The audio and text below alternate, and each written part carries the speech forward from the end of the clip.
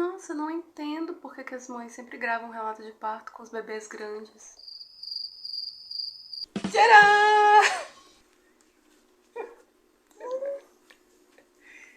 Muito pequena. Vai dormir. Oi, pessoal. Eu sou a Mai. Eu tô aqui pra gravar o meu relato de parto. Um bebê AC no SUS. Finalmente!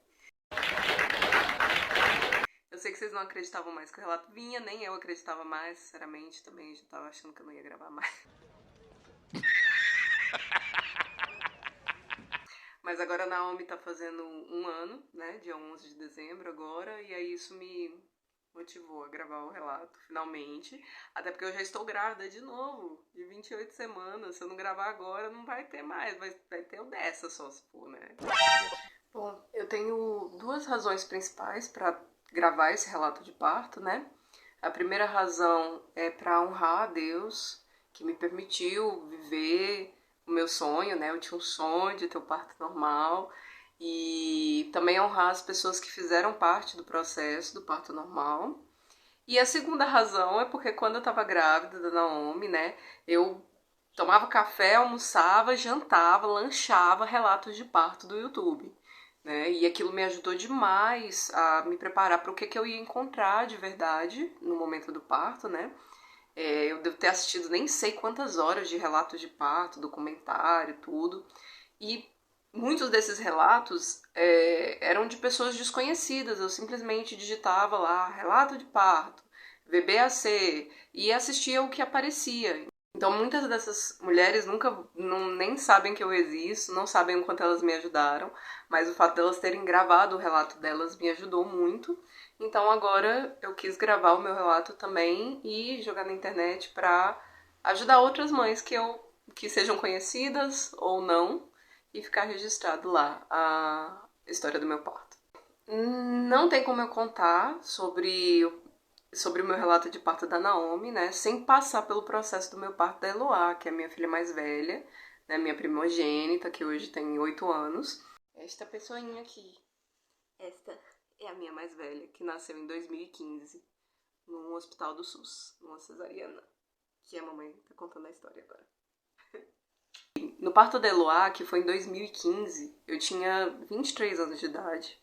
Eu tinha plano de saúde, mas eu não queria parir no plano de saúde, eu fui pro SUS. Intencionalmente, né, eu escolhi um hospital que era referência de parto humanizado, e eu me organizei, então, e eu fiz a maior parte do pré-natal pelo SUS também, eu só fazia os exames utilizando o plano de saúde, e me preparei para ter neném no SUS, né, porque eu conhecia a fama dos médicos que são da rede particular, especialmente em Brasília.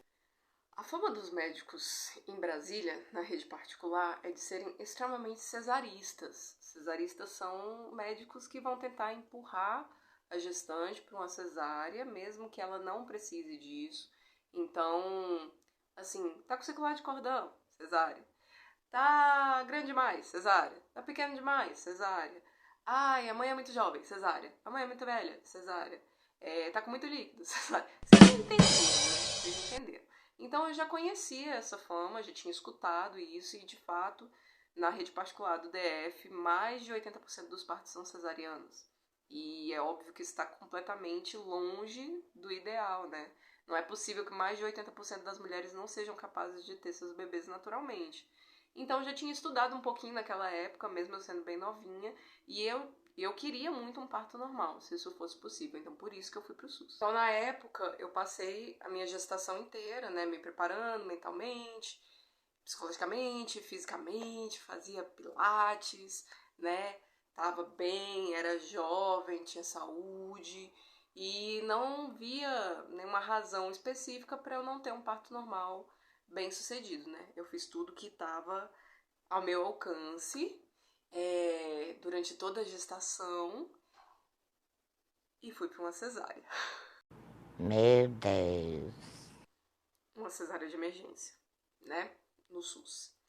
Por quê? Porque eu percebi que a minha bebê não estava mexendo, eu estava de 36 para 37 semanas mais ou menos, não tinha indicações ainda, não tinha sinais de parto, né? No máximo tinha algumas contrações de treinamento, mas eu não sentia dor nem nada, e de repente minha bebê parou de mexer completamente, ficou 24 horas sem mexer, cheguei no hospital, eles olharam, não viram nada de estranho, voltei para casa, mais 24 horas sem mexer, voltei novamente lá, e aí eles constataram, né, ficaram ali me monitorando durante muitas horas, durante uma madrugada inteira, e toda vez que dava uma contração, dessas contrações de treinamento, os batimentos dela caíam muito, e ela já estava em sofrimento fetal e não estava nem no início do trabalho de parto, então não dava para esperar. Então, imediatamente, eles decidiram me levar para uma cesariana. E, gente, eu dizia que eu estava pronta para a possibilidade de uma cesariana, se fosse necessário, mas era mentira. Eu paniquei, assim, geral. Quando falaram pra mim que eu teria que ir pra cesariana, eu morria de medo de cirurgia, eu morria de medo de anestesia, eu morria de medo de remédio. Então eu entrei, assim, no centro cirúrgico num estado, assim, quase que de histeria. Assim, minha pressão 16/8, se não me engano, quando eu deitei na mesa da cirurgia. Então eu tava completamente aterrorizada de passar pela cesariana. Pra mim era, assim, eu nunca tinha nunca tinha passado por cirurgia, enfim. Então eu tava morrendo de medo. Então a verdade é que eu descobri na hora que eu só me preparei pra possibilidade do normal. A cesariana eu dizia que eu tava preparada, mas eu não tava preparada com isso nenhuma. Gente, eu sou muito grata à equipe do HMIB, que foi onde eu tive a Eloá, né?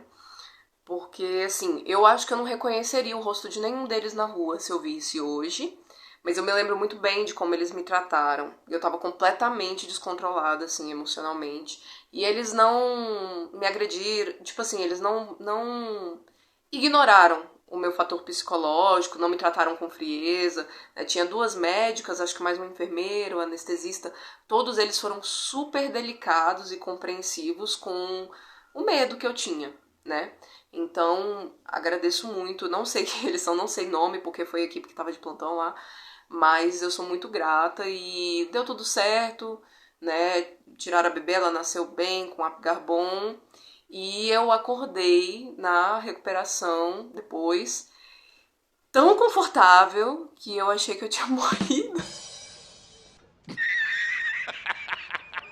Não, gente, pausa, porque eu tenho que contar isso daqui porque é engraçado demais. Cara, imagina, você tá na mesa de cirurgia e de repente, puf, né? Eu nem cheguei a ver Eloá. Eu não sei, eu não me lembro por que eles não trouxeram ela pra mim, não sei se não era prática na época, eu não me lembro. Mas sei que de repente eu acordo numa sala estranha que eu não conhecia, toda pintada de azul. E não tinha mais ninguém lá dentro. Não tinha enfermeira, não tinha outras mulheres. E assim, num calorzinho, num conforto completamente antinatural, que eu nunca tinha sentido na minha vida. O sono mais gostoso do mundo. Eu falei, meu Deus, eu morri na cirurgia. Eu devo ter morrido. Aí depois de alguns minutos que apareceu uma enfermeira e falou assim, e aí mãe, tá se sentindo bem? A gente já vai trazer a sua neném. Eu achei que eu tava mortinha mesmo. De verdade, verdade, de verdade. Eu achei que tinha acordado no céu. Mas aí trouxeram minha bebê pra mim e tal. E aí depois eu descobri que aquele sono é normal, aquela sensação toda era da anestesia.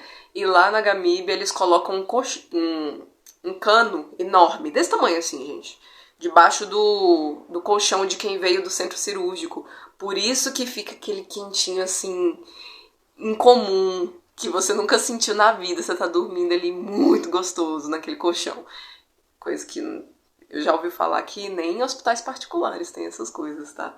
Então foi isso, na verdade, que aconteceu. Eu não tinha morrido.